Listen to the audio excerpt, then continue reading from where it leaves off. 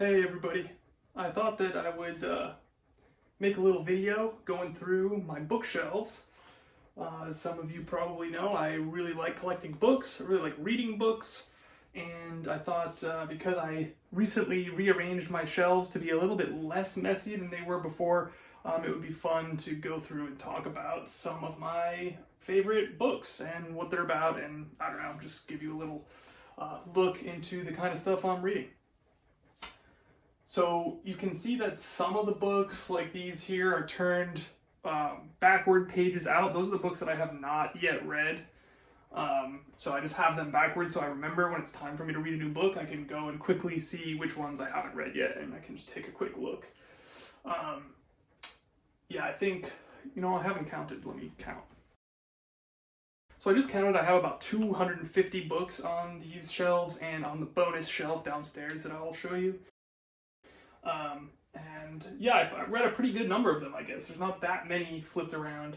There are some that I haven't finished reading that are not flipped around. Like I've got some like mythology and short stories and things that I don't have flipped around because I kind of just go in and out of those books when I feel like it. But yeah, for the most part, I've read most of them.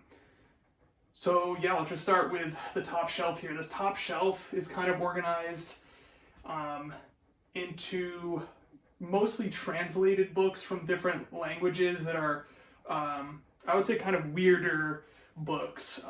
For example, one of my favorite books of all time, The Castle by Franz Kafka. This book I got when I was into finding books that were left unfinished by the authors. I thought that was very cool, a thing that books that just were never finished.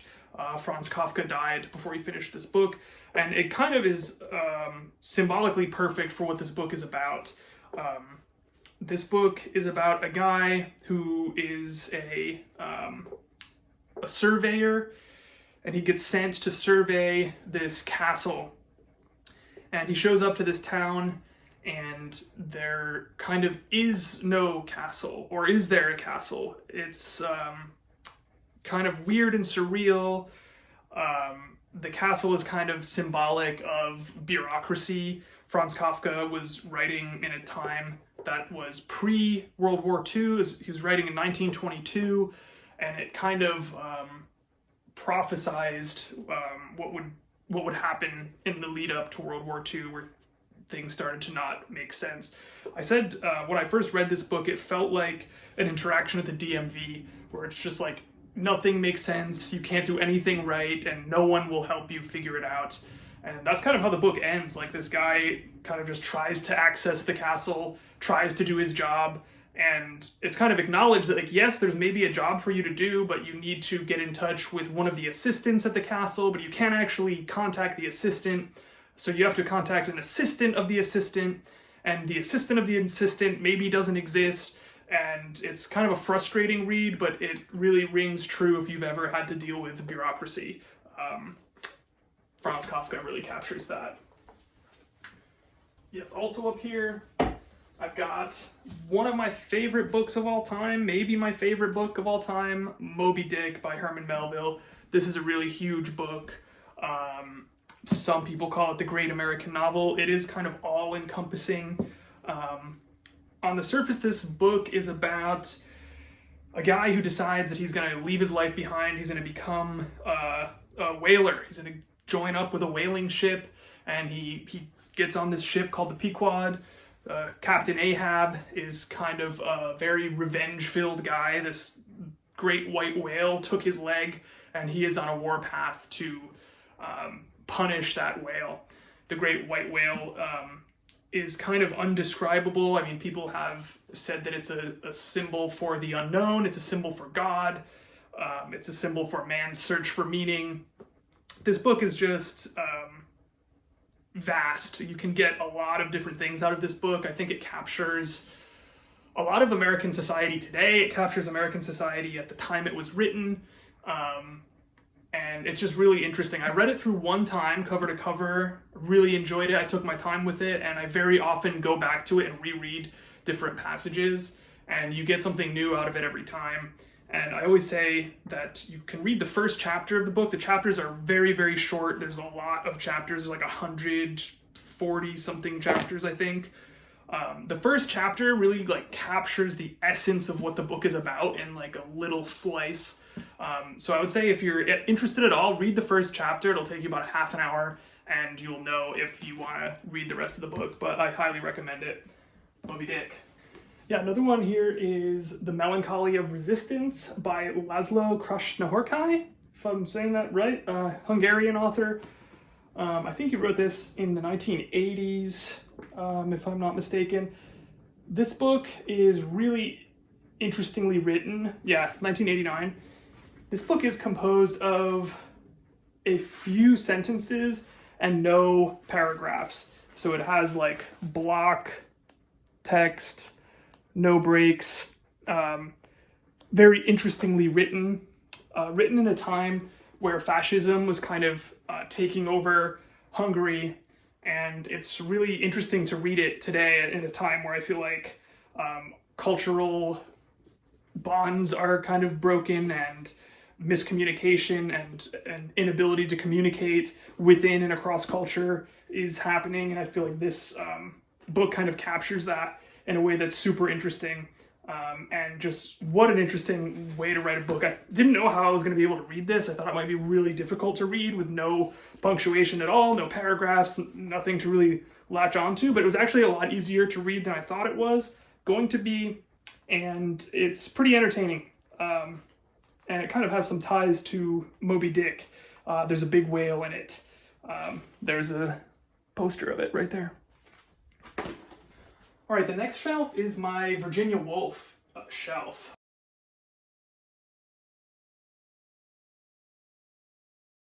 Virginia Woolf is maybe my favorite author.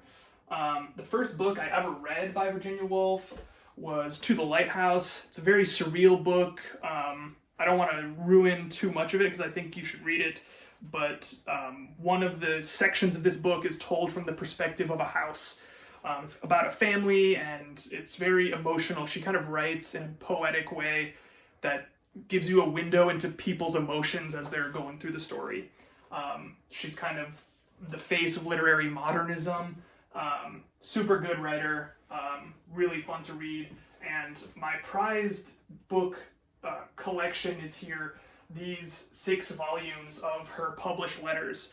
Virginia Woolf wrote thousands of letters in her lifetime, and they were all tracked down and collected in this beautiful collection. It took me years to track down all of these books.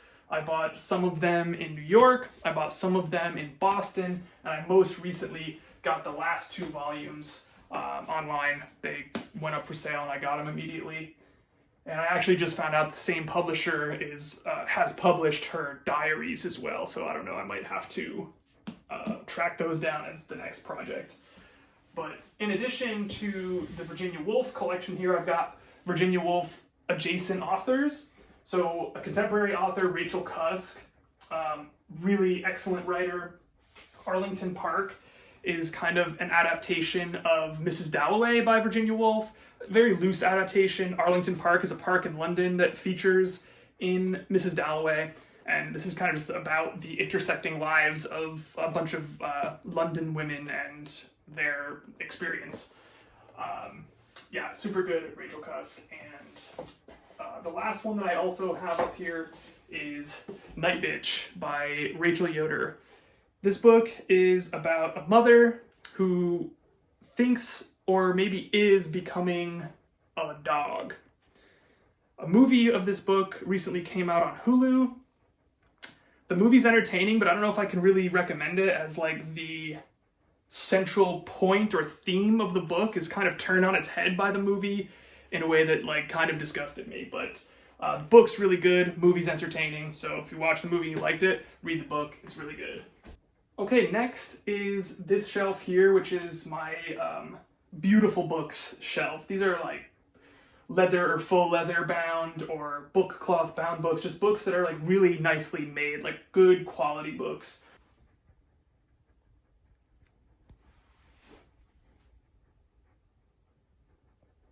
On this section here, I've got some different mythology. I've got the Iliad and the Odyssey, gods and heroes of ancient Greece, Norse mythology, Native American myths and legends, This is a really cool collection of fairy tales, kind of titled as Beauty and the Beast. It's pink leather with silver pages. I love how this book looks.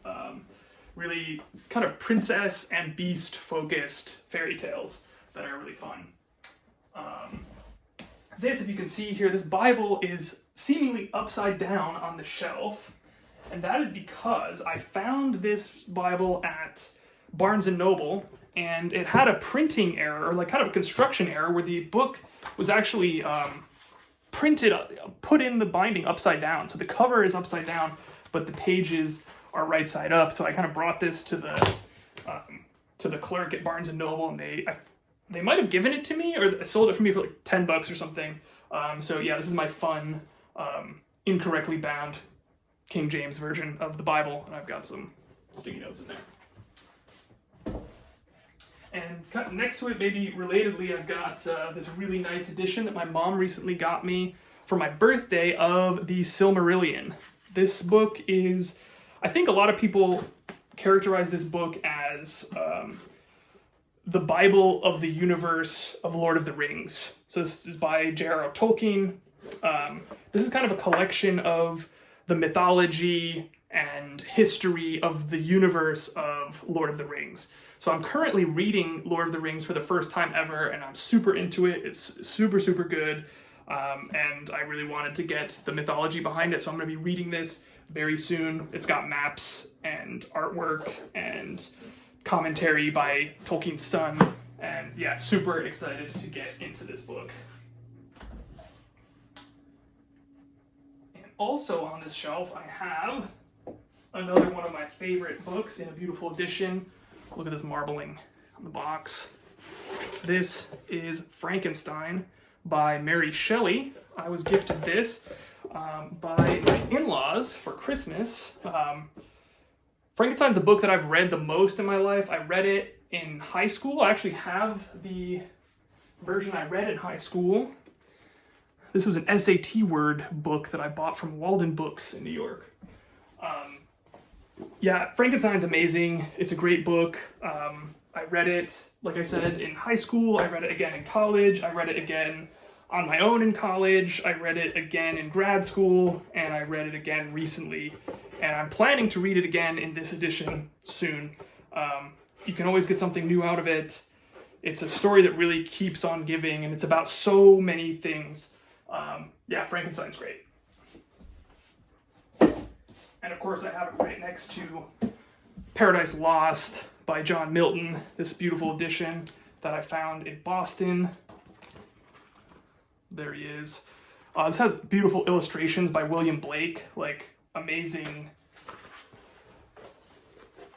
artwork for this epic poem. This is referenced quite a bit in Frankenstein. I think the creature reads this and it helps him learn how to speak. Yeah, so another great read, great book. Next shelf down, I've got a little bit of a mishmash of like mostly poetry. I've got my collected works of Shakespeare that I recently read Macbeth out of. I'd never read Macbeth before. I'd seen a movie version of Macbeth, and I've been intrigued by the story of Macbeth.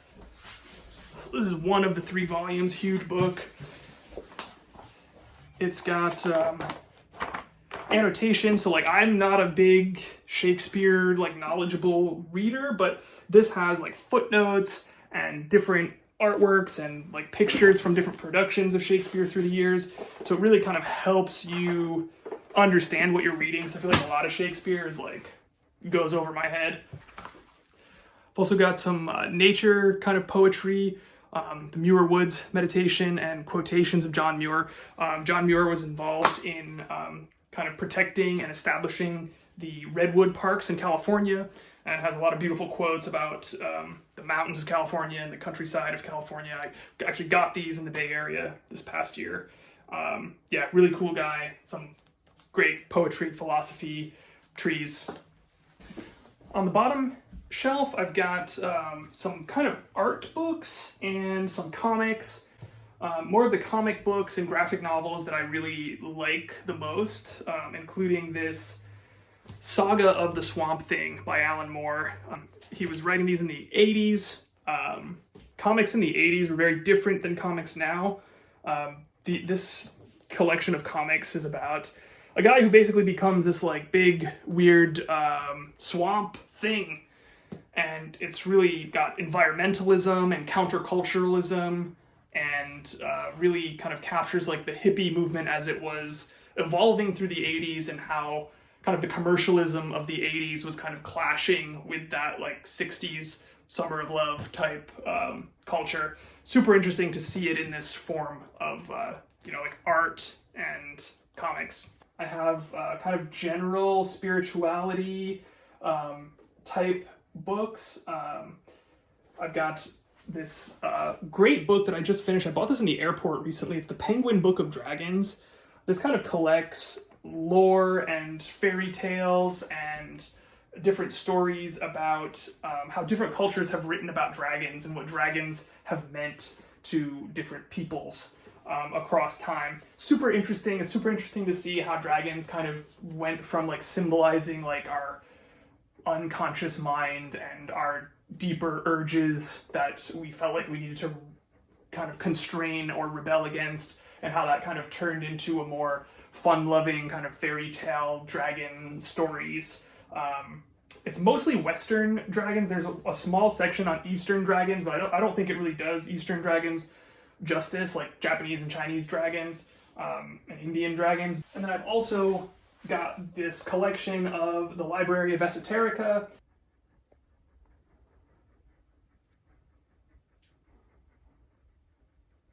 These are art books. I'll show you the one I have turned face out here. I've got the astrology one face out because I just love this cover. This is just different artworks inspired by astrology and little essays and things about the planets, the astrological signs. I'm going to skip over the shelf that has all of our board games on it and go to the next shelf, which is again kind of a mishmash of things. I've got my full collection of the Series of Unfortunate Events. I would say that these books are the books that turned me into a reader.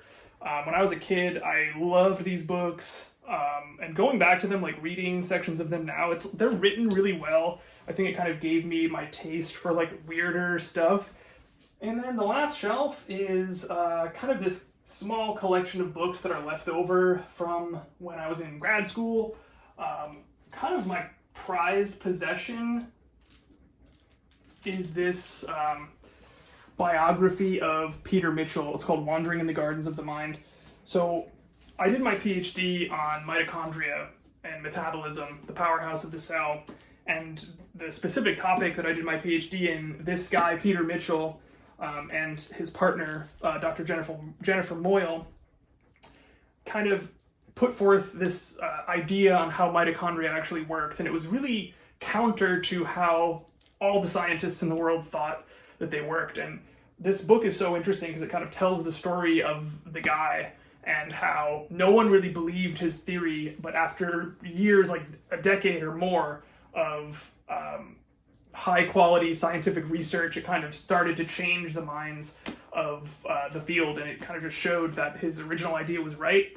And I think it's a beautiful story of how science should work, where once you have accumulated evidence that becomes undeniable, it gets accepted. And he ended up winning the Nobel Prize for discovering this aspect of mitochondria. And I think to the Nobel Committee's shame, his partner, Jennifer Moyle, was not included in that Nobel Prize, kind of following the tradition of Rosalind Franklin not winning the Nobel Prize for her contributions to the discovery of the structure of DNA. Really horrible. And this book, super rare. Like, no one cares about this book like me and probably 12 other people in the world care about this book. It was not widely printed. I got a PDF of it in grad school and read it, thought it was amazing, wanted to own it. It was $999 on Amazon. That was the only copy I could find, and I was like, okay, I guess I'm never gonna get that book. And then a few years ago, I actually saw that the Indiana? Yeah, I think the Indiana Public Library was selling it. They closed the library branch, and this book was there, so I bought it for I think like $50. So it's still pretty expensive, but not $1,000. Wandering in the Gardens of the Mind. Peter Mitchell and Jennifer Moyle. There it is. Okay, let's go take a look at the other bookshelf.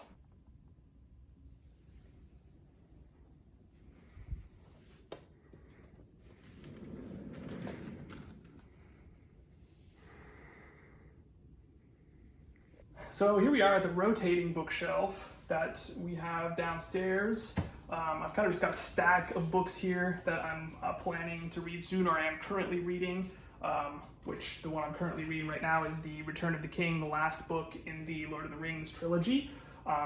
This is part of an original set of paperbacks that came out in the 70s of The Hobbit and Lord of the Rings. I'm borrowing this from our friends. Super cool edition. There's kind of yellow paint on the pages. Really cool, really good books. I've got another gift from my in-laws for my birthday, a book on the Japanese tea ceremony. I was planning to actually go do a Japanese tea ceremony here in Seattle at the Japanese Gardens for my birthday, but they actually don't do it until the springtime. So in April, we're going to try to go and do a tea ceremony. I'm going to read this before we do it. Also on here, I've got one of the most beautiful books I've ever seen or owned. This was a gift from a friend. Tess of the D'Urbervilles by Thomas Hardy. This book's amazing. Thomas Hardy is a poet and author. Super poetic language. It's a really tragic story about this girl in England, kind of, I think, early 1800s or late 1700s England, and she just goes through it. It's really sad.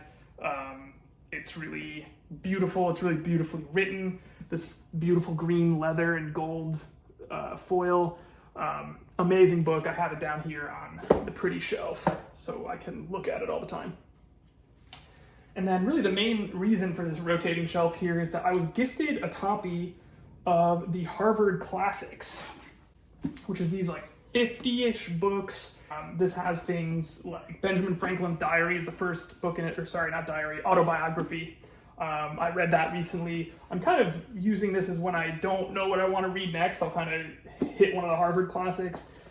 There's ancient Greek philosophy, there's English essays, there's English poetry, there's fairy tales, there's politics, lots of stuff like that, you know, like 50 collected works, religion. Yeah, very cool to have. This copy. It was a gift of a friend of ours who I think they had a relative pass it on to them, and they did not want them, and I decided that I wanted them, and we got this shelf just for them. Another cool kind of set of books I have here are the collected essays of Wendell Berry. So really the story behind these books is I was at the bookstore, I was looking at books of essays, and I just saw this spine that said Berry, and I was like, what's this? And it turned out that Wendell Berry is this really interesting guy from Kentucky who writes poetry and essays. Wendell Berry is our essential voice on the cultural and ecological crisis brought on by industrialization, technology, and the market economy, urging us to live differently, better, and more sustainably. So this guy was writing essays starting in 1969 about kind of recognizing our place on the land, our stewardship of the land, and our kind of place in relationship to our homeland. He became a professor. He kind of did the New York thing. He left Kentucky and decided that he needed to go back. He wanted to farm. I think he famously wrote in the early 2000s or late 90s a kind of little essay about why he was not buying a computer. And he's still alive today. I think he's 90 years old or 91 years old. And he still doesn't own a computer. He writes everything on a typewriter. And I think it's a pretty compelling argument. I think you could look up Wendell Berry and computer and you'll find it. And of course, this is next to, from the same publisher, the essays of James Baldwin. James Baldwin might be one of the best writers or the best writer in American English out there. When you read something by James Baldwin, particularly his essays, you hear his voice in your head. He's got such a specific diction. He's got such a specific point of view. Really interesting guy and had a lot to say, and he said it exactly how he meant to say it. And yeah, I love James Baldwin. And his novels are pretty good too. I've read 2 of his novels, Go Tell It on the Mountain and Giovanni's Room. Highly recommend James Baldwin. The Spring of My Life by Kobayashi Isa. This is a book of haiku and haibun poetry. Kobayashi Isa had a really tragic life. He really wanted a family. He wanted children. He had many children, and none of them survived. I think one of them survived, and he did not live really to see that child grow. And super sad, but really captures the essence of this early Japanese poetry. It's so beautifully written, and it's tragic and emotional and amazing. And the other book of poetry that I have here that I'm slowly working my way through is The Flowers of Evil by Charles Baudelaire. I think they say this is like the most banned book of poetry in history or something. Very shocking poems, very beautiful poems. It has the French and the English together. So that's it. That's my books. Let me know if you want a book recommendation. You can tell me what kind of books you like, and maybe I'll be able to recommend a book. Tell me about the books you've been reading, the kind of books that you like. Recommend me a book to read. And yeah, reading's great. I just got my hair cut. What do you think?